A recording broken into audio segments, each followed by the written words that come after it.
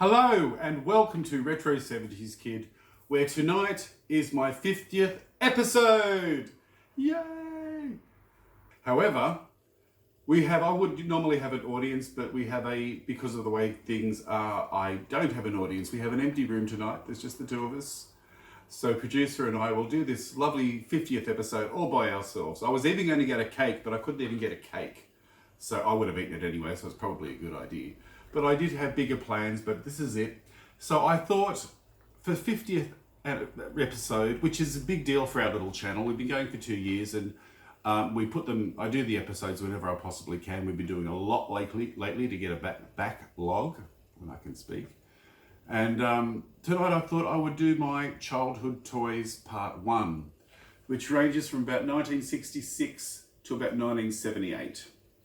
So to start, you'll also see some vintage television commercials.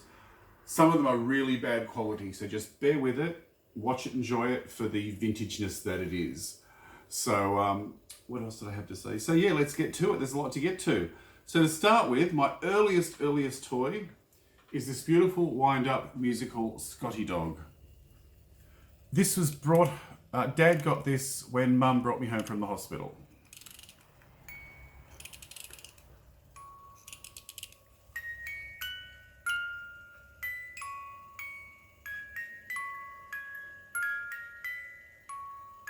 And its head nods around. Isn't that beautiful? This used to send me to sleep as a newborn. And it's still working, and I swear it's the only thing with a winding mechanism that I have never overwound in my life. Everything else I've overwound. Just like, I have to show you this. I should have got it out. This is also very early as well. I got this when I first started school at 4. It's a Bugs Bunny wake up alarm clock, and it used to like, what did it say? Wake up, you sleepyhead.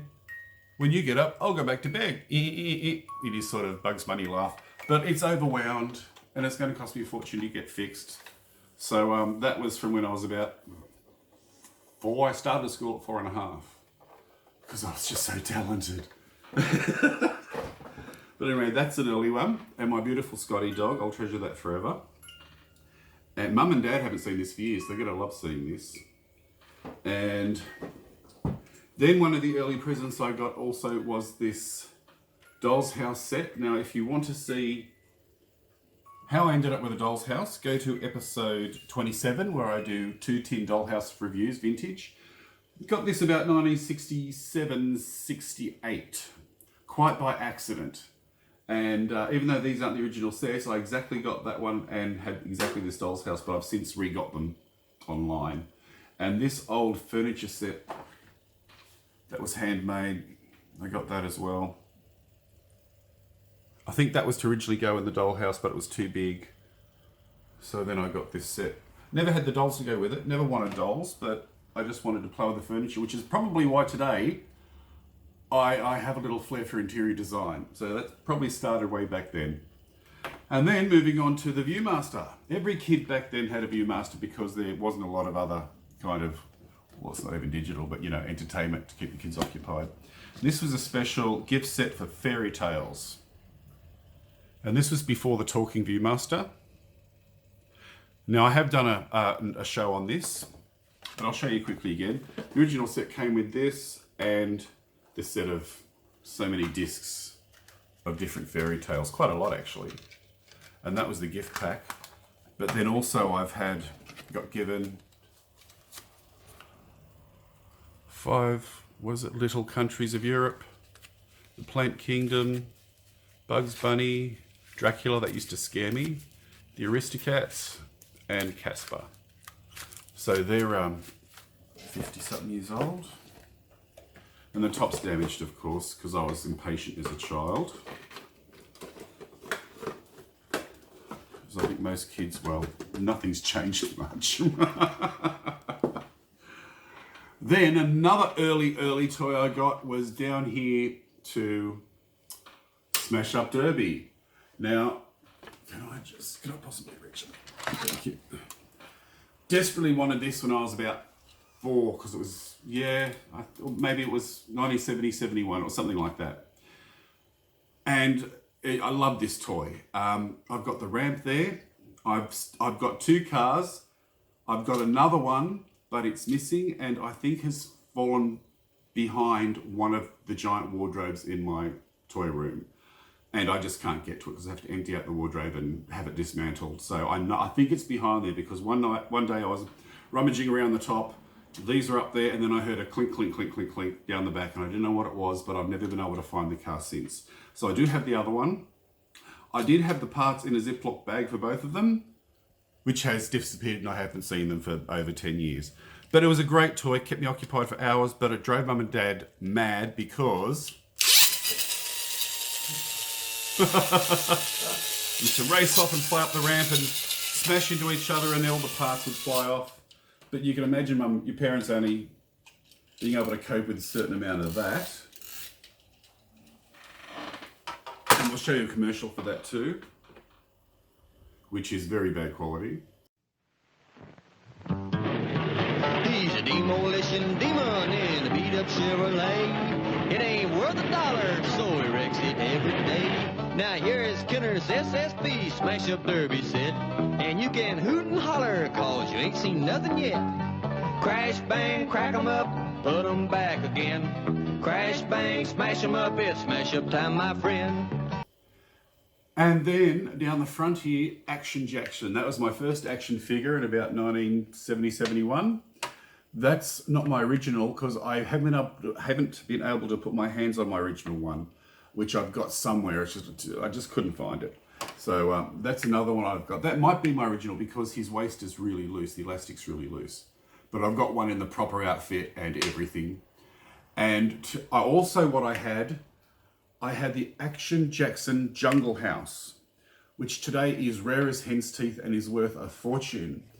And I've got this here because it's a small little rip-off I got at a cheap shop years ago, probably in the early 90s. And I bought it because it looked exactly like the Jungle House. And when you see the commercial that's coming up, which is also really bad quality, but just watch it. Action Jackson is his name. Bold adventure is the game. You'll see how very similar it is. But I used to have that whole complete Jungle House and everything. And this little set comes with 2 little cavemen. But yeah, I had it all, and I had it for years. And then the first time I was moving out of home from Mum and Dad's place in the early 90s, or was it late 80s, early 90s, I was having a big clean out and I was being ruthless. And my set, the legs were broken, there were other broken pieces, but today it could have been very, very fixable. But as an early 20 whatever year old, moving out, it was just an old broken toy. And I didn't really want to throw it out, but I thought I've got to get rid of stuff. So I just threw it out and I went to the dump. And I regret that to this day. Let me know if you've had any regrets of throwing stuff out in the past, because I so regret throwing this out, and they're so expensive I probably won't be able to get another one. But Dynamite also had a beach house, exactly the same, but it was orange and yellow swirly mod designs, which was quite beautiful. But yeah, they had one for Dynamite as well, and she came with an inflatable pool and inflatable furniture. And then, this is Wyatt Earp from around the same era, probably maybe 73, 74, something like that.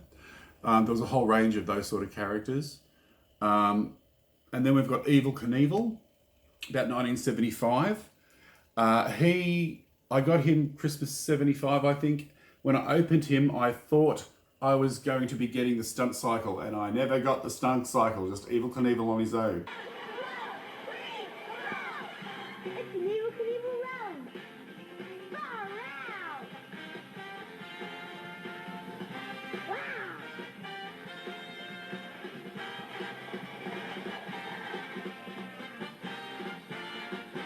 And I've heard that they're re-releasing the Evel Knievel stunt cycle and action figure. So if anyone's got any information on that, please let me know, because I'd love to get one.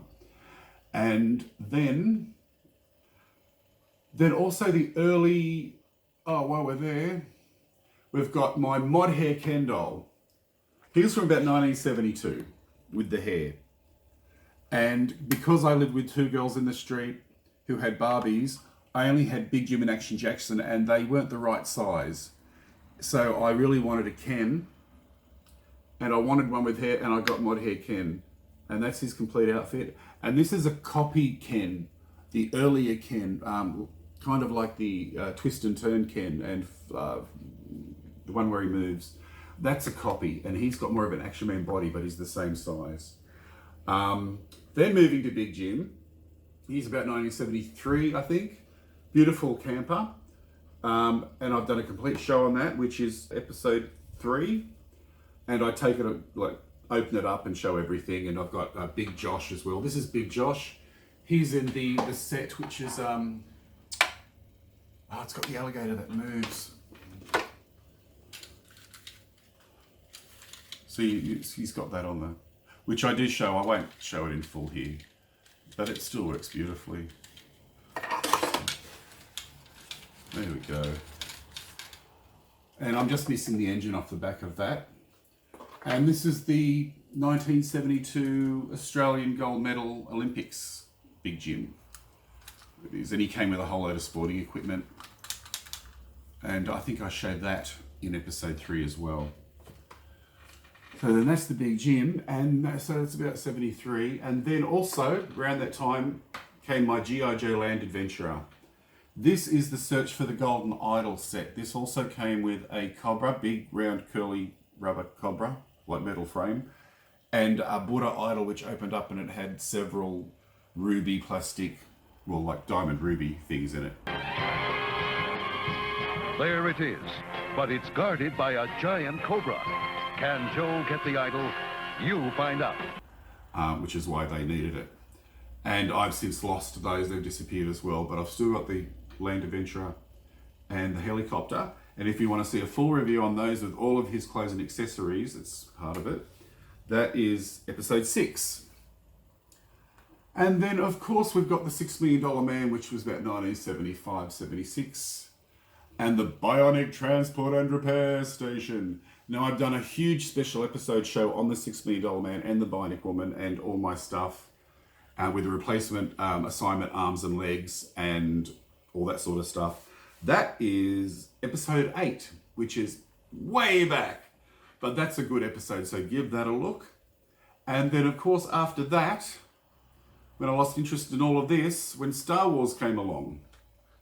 Now, I did have a huge collection of Star Wars, but I sold that about 8 years ago. And these are just some of the original pieces I kept. The original Land Speeder. These are 90s figures. That's the original Princess Leia, original C-3PO, the original cloth-covered Jawas, and the Tauntaun with the split gut where Han can hide him, and 2 of the Empire Strikes Back droids.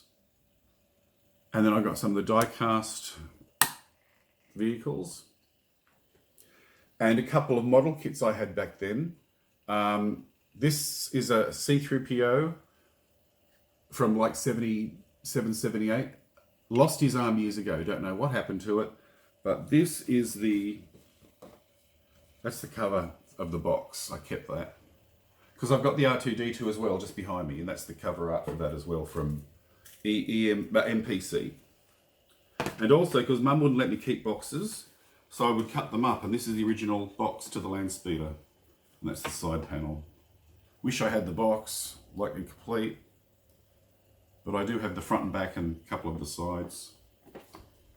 And also, this is a broken TIE Fighter, my original TIE Fighter, that I glue it and it always re-breaks. Die-cast metal.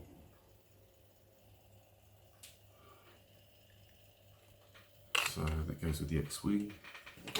And there's also a little C-3PO and R2-D2 figure that I got at some stage around that time with broken feet. And these 2 little snow speeders came with the AT-AT, or I still call it AT-AT Walker, which I had a model kit of. And these are the 2 little speeders from that kit, but that model didn't last. And these 2 little things are cereal box monsters that you'd get when you pack a cornflakes. 2 little aliens that I've had since then. I think that was lost in the garden and then dug up many years later from the vegetable patch, and I kept it. And I also had some Playmobil, one solitary Playmobil. I would have loved more, but because I had Star Wars stuff and all these other things, that's all I was allowed to get. He was the, what was he? Came with a chair, not traveller, commuter. He was a commuter and he had a hat. So that's my original Playmobil. And this is just a funky hot rod that was on one of my birthday cakes. Die-cast metal, and it's a Tonka. Can't know year. But yeah, that was early 70s. So one of my early birthday cakes. And I've shown this as well in my Star Wars episode, which is episode 9. And this is a Star Wars ice block wrapper that I have kept. I took the ice block out, I chopped it off neatly with scissors, and I squashed it flat, let it dry out, and I've kept it. I've had a few more, but I've sold them. But I've kept this because I think I got about $20 a few years ago each. But I'm sure it's worth a lot more than that now. And I probably undersold myself back then when I sold the other two. So I've still got one left, and that's as rare as hen's teeth. If you're a real serious collector, you want this, and you want to pay thousands of dollars for it, so let me know. And I've forgotten the Jaws game from 1975. This isn't my original one. Mine was in better condition, but I sold it a few years ago. And kind of wish I hadn't, because it was a fun game, and I've got kids around me now that are the right age to enjoy it, and they do love it. They're into sharks. And this is like they all like the glue always discolors, but mine was in better condition. But that's the Jaws game, and I think I'll show you a snippet of that because I think they reproduced it I don't know when it was, a few years after that, but you'll see in the commercial.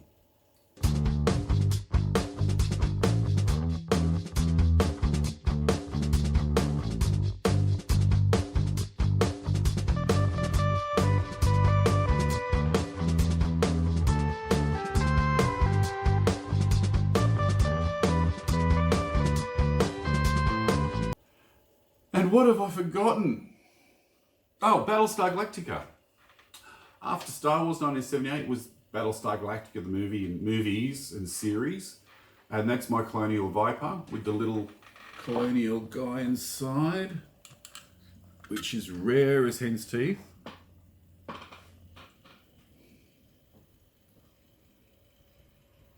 And that's a little Daggit. And he's missing his tail like so many of the others are because it would look like a string of pom-poms, and the plastic was so thin they just snapped off. So, is that everything? Is there anything else I'm missing?